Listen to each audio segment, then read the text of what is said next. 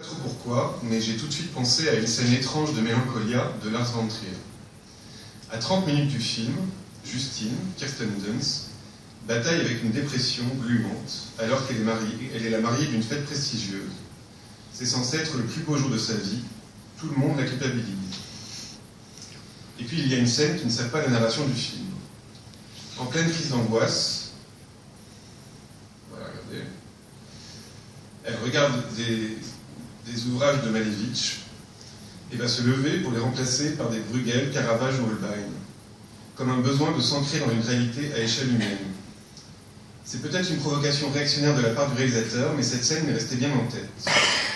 J'ajoute, mais vous le savez tous, que le film est d'emblée marqué par une prophétie terrible. Une planète du nom de Mélancolia va s'abattre sur la Terre et tout détruire le lendemain. Que la destruction de la Terre arrive demain ou que sa propre mort biologique se désigne dans une dizaine d'années, le résultat est à peu près le même. C'est bien trop court. Et c'est dans cette perspective tragique que j'interprète le geste de l'héroïne Border. Il n'est plus question de futur, c'est dans une hystérie certaine qu'il ne reste du temps que pour le maintenant et l'incommensurable richesse de l'existant.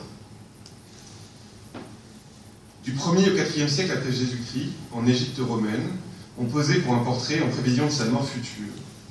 L'enjeu des peintures du Fayoum était bien de laisser une empreinte de sa présence par la peinture à l'encaustique, c'est-à-dire à la cire d'abeille.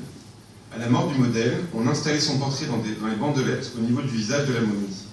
Elle pouvait être exposée dans la maison familiale après la mort, faire l'objet de visites, et pourquoi pas, même participer à certains banquets, comme l'a décrit Hérodote. La figuration en peinture est liée au tragique. Elle a toujours affaire avec la représentation d'un réel, lui-même tragique. Prenons un peintre prolixe comme Philippe de Champaigne, qu'Aurélien et moi goûtons beaucoup, que ce soit dans la représentation d'une nature morte pleine d'iconographie bavarde, et qui, je le pressens, vous pousse à la gaieté, d'un portrait mettant en scène un pouvoir, ou d'une scène biblique ultra connue, le point commun est le même. Le peintre classique joue avec le même vocabulaire, celui des apparences, et donc de ses formes, même triviales. C'est bien une nappe blanche, mais quelle nappe? Les peintres ont toujours recherché les formes de la réalité sans aucune morale, idéologie ou mystique. Ce n'était que des études, leur offrant un vocabulaire plastique en amont des vraies œuvres. Quand on demande à David Hockney depuis quand il a commencé à dessiner, il interroge son interlocuteur sur la date à laquelle celui-ci a arrêté de dessiner. Tous les enfants dessinent et c'est étonnamment un exercice qui se perd. Le dessin d'observation reste pourtant la meilleure expérience à faire pour vérifier que l'on voit bien ce que l'on voit. Même s'il y a de la malfaçon, on ne peut reproduire par le dessin sans avoir vu.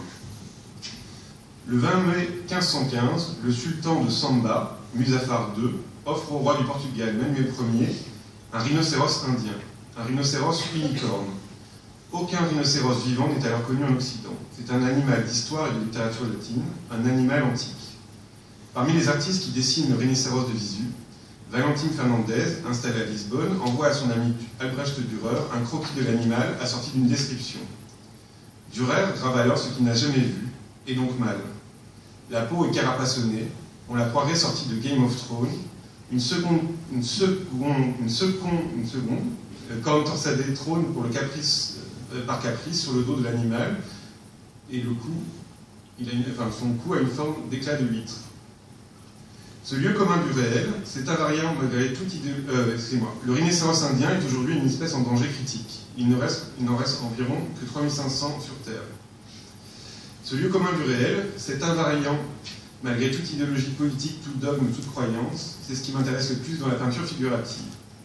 J'étais ému par exemple de constater bêtement la constance des formes de la Villa Médicis à 389 ans d'écart entre aujourd'hui et lorsque Velázquez l'a peinte comme ici, ou ici.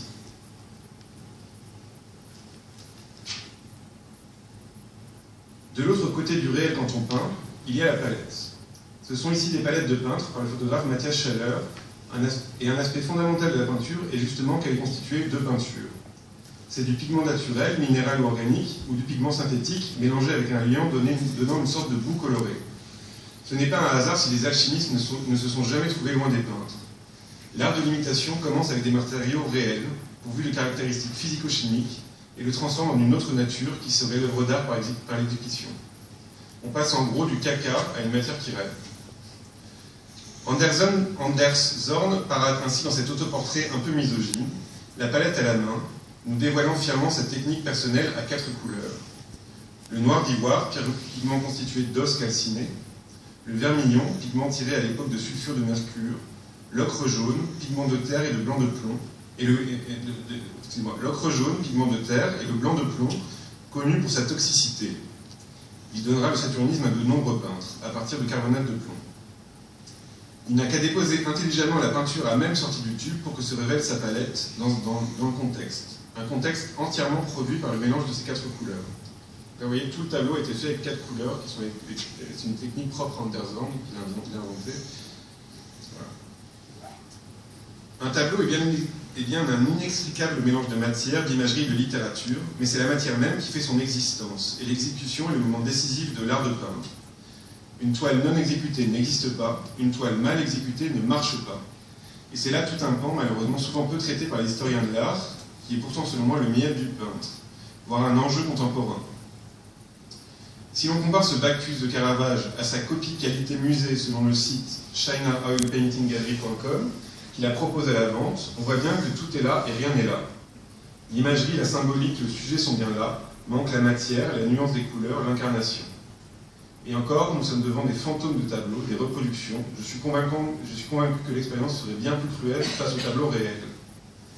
Pourquoi préparer son support, tendre la toile, l'enduire, la poncer? Pourquoi faire des jus, des sous-couches, des aplats, des glacis, des rayos? Pourquoi blaireauter, guillocher, fignoler? Pourquoi peindre